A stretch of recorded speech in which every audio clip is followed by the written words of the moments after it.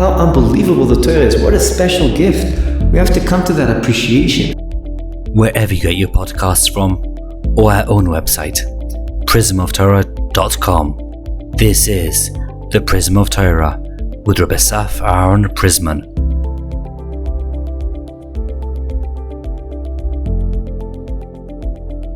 Shalom V'racha to everyone. As we are quickly approaching one of the holiest days of the year, Chag HaAtzeres, Chag Shavuos, I want to share with you two different ideas that I think can help us in the preparation to this holy day. First of all, there's a known machlokes in the Gemara in Pesachim Daf Samech Ches Amud Beis, that every Yom Tov that we have during the year, how are we supposed to approach it? Are we supposed to dedicate the whole day to HaKadosh Baruch Hu and just daven and learn Torah the whole day? Or is it supposed to be 50-50? Chetzio lachem v'chetzio laHashem.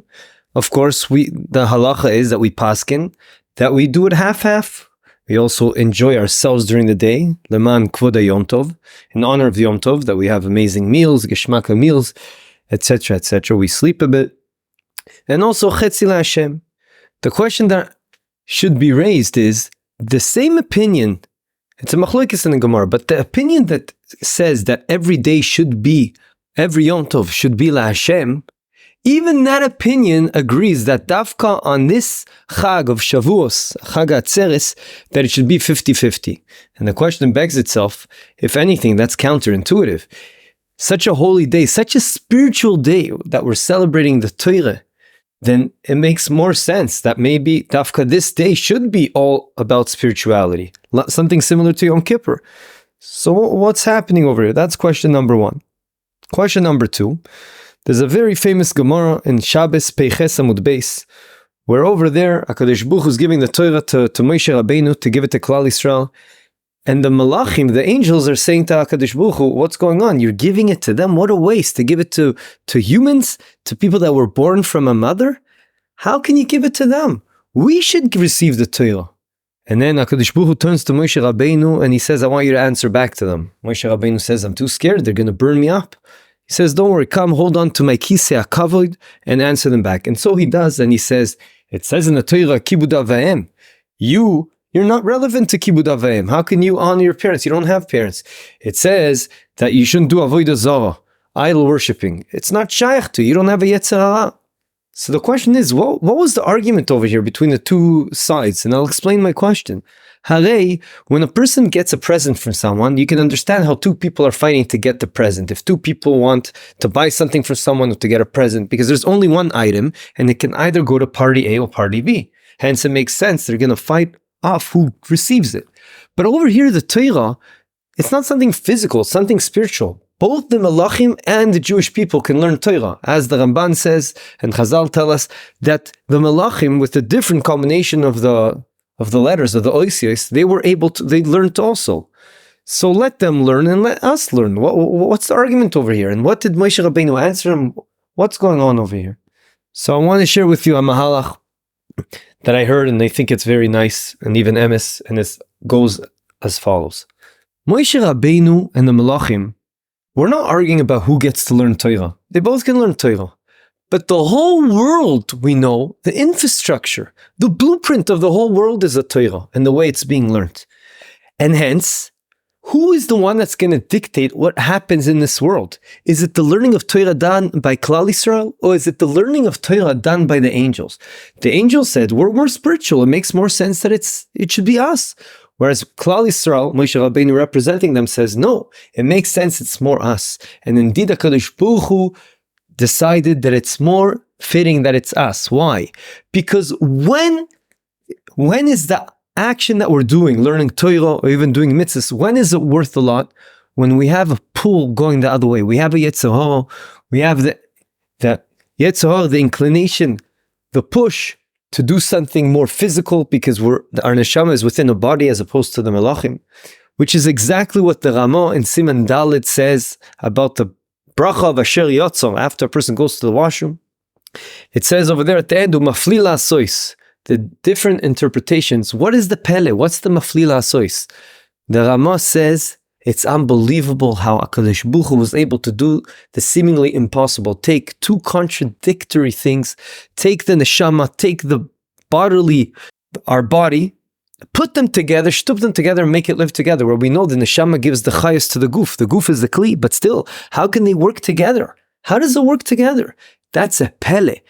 We make a big deal out of it on Leila Seder, that we tell the kids, wow, the plague of Barad, hail, was an unbelievable makkah. Why? Because it was a neis betoch neis. There was a miracle within a miracle. First of all, it was a miracle that Hashem brought this makkah on Mitzrayim. But second of all, within that makkah, there was another miracle. How did the fire and water make peace together? It was ice and fire together. Hence the picture this week. How did it work? That's a pele. But really, this pele happens every day. And every day we should be reminded about it and have kavanah about this amazing thing that Hashem does for us. Every time we come out of the washroom and we say Asher Yatzah. And in the morning when we say Asher Yatzah. Back to us. And hence, the whole plan of HaKadosh Baruch Hu was dafka human people, us, Bnei Yisrael, that have this fight within us between Yetzirah and Yetzer Tov to do the right thing. When we do the right thing, it's worth a lot more, and it's very close and dear to HaKadosh Baruch Hu, because it's way harder. We know the Fum Tzara Agra, Hafuch, the more difficult it is for a person, he should know that he gets rewarded at that time a lot more. And soon we'll share a story about that. Hafuch, HaKadosh Baruch Hu wants the world and all the shefa that comes to this world, in our world, to come through the learning of Torah of Klal Yisrael. Which obviously also we're talking about the mitzvahs, but right now we're putting the spotlight on the Torah. And hence that's when Moshe Rabbeinu answered them and HaKadosh Baruch Hu agreed with him. Just to say a story, to bring the point home, I think I might have mentioned this once or twice in the past, but it's very fitting for this case, which is when I used to go to a shir of Rav Boyer, then once he used to work with people that were getting a bit off the derech, he tried to help them, to strengthen them, to get them chizuk.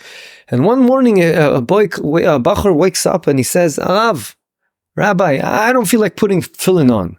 So Rav Boyer was a bit shocked, but he realized, what can I do? It's a lose-lose situation. If I tell him not to wear, he's going to go crazy. If I tell him, okay, wear, he's going to go crazy. If I tell him not to wear, everyone's going to think they can not wear all the time. Well, what am I supposed to do?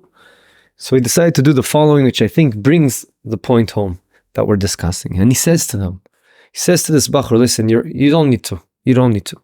But I want to tell you something. There's different times in the year that's a special mesugal time. Et Ratzon it's called.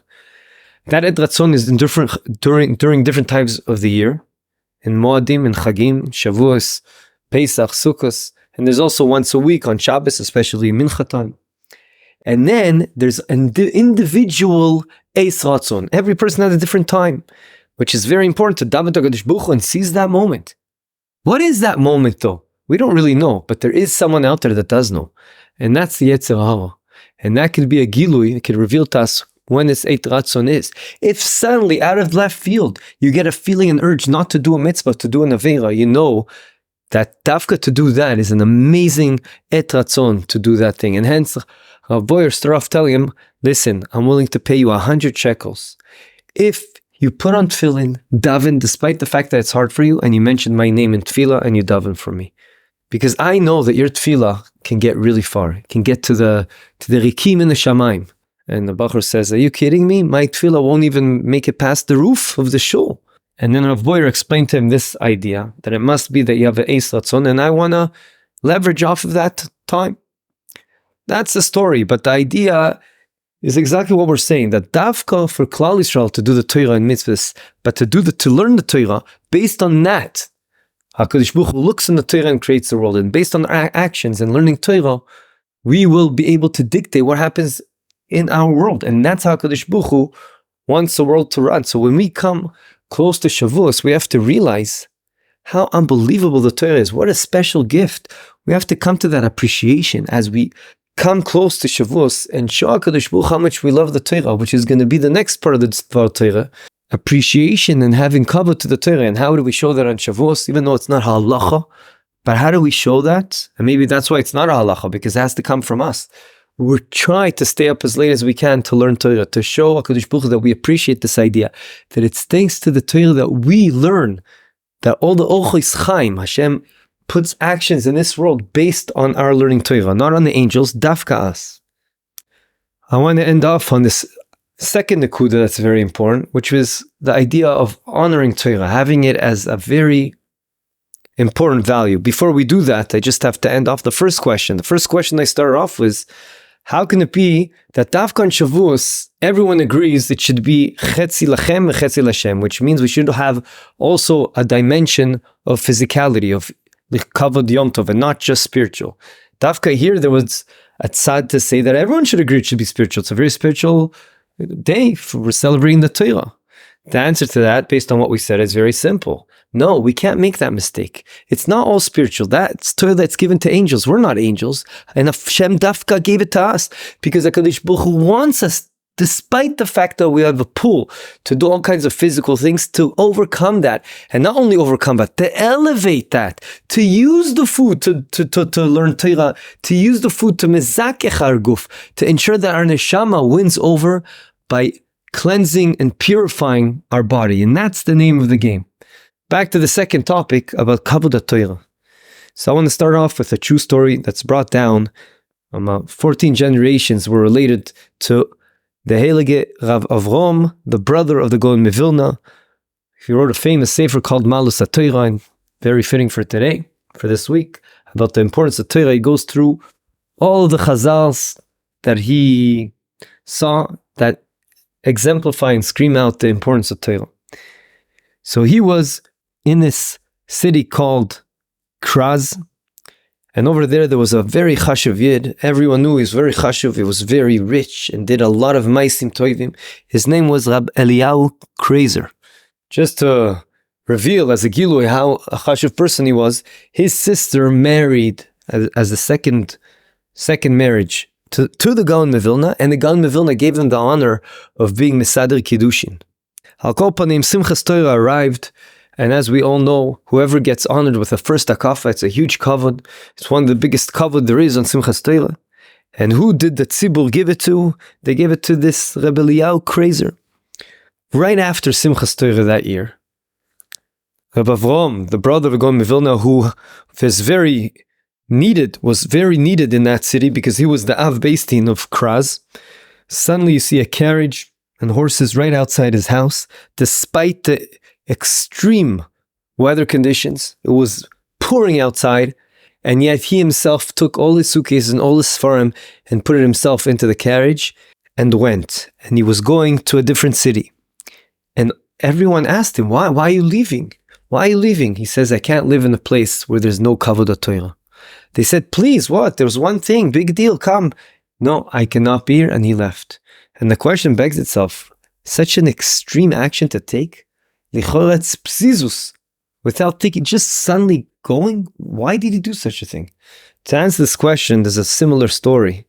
A long time ago in Pirkei Avos, Perik Vav, Mishnah Tes, it talks about Rabbi Yossi, who bumped into someone on the way, and that someone said, where do you live? And Rabbi Yossi says, I live over here, in a place where they learn Torah, Makom Shel Torah. And he said to him, why don't you just come to our city?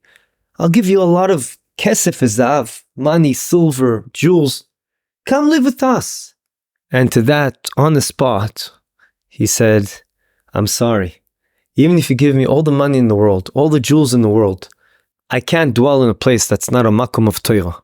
Because the only thing that follows a person to the eternal world is Torah and maisim tovim. So there's no point for me to go to such a place.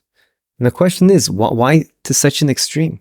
Why? Think about it. If he gets all the money in the world, can't he build an empire over there, a yeshiva? He'll be able to recruit a lot of Talmidei Chachamim to learn there. Why doesn't he do that? So usually people use this Mishnah to say that's the importance of how the surrounding can affect you, etc., etc. But we're not gonna go this way this time. We're gonna say something else, and that is Rabbi Yossi realized. And we don't have time to go into the details, the intricate details, but the concept will say, Rabbi Yossi realized that the Torah will not dwell in a place that there's no kavod Torah. The kli kibul, the vessel, the kli for where Torah wants to reside is very simple. Someone that shows that Torah is the most top value. The top value is Torah. And if you have that, the Torah wants to run after you and dwell with you. If not, then it's a lost hope. That's exactly what Rabbi Yossi was saying. I don't care if you give me all the money in the world. Yes, I can bring a lot of people that learn Torah, but I need a place that values Torah. If your place doesn't have any Torah there, That's obvious, it's evident. It's a gilui and reveals to us there's no Torah here. Same too, Mistama, is what happened over here with our story, with Rav Avraham, the brother of the Gaon of Vilna. He realized, even if it was a one-time thing, but if they were able to get to a point where the most kavod thing to give out, the first hakafa, was given to a rich person, and yes, we realize he did a lot of ma'asim tovim, and he was a big Baal Chesed. But we have to understand there's a hierarchy in Yiddishkeit, and the top value that we live by is the Heilige Torah. Iratzoin, that will take this lesson and go into Shavuos, realizing that's a top value. And that is precisely the reason that we stay up all night. Because by staying up all night, not only are we mitakin that they didn't stay up the whole night when we received the Torah, but even if that wasn't true, it's the best way to show HaKadosh Baruch Hu how excited we are. Like a little kid that can't fall asleep at night because he's so excited for his school trip in the morning.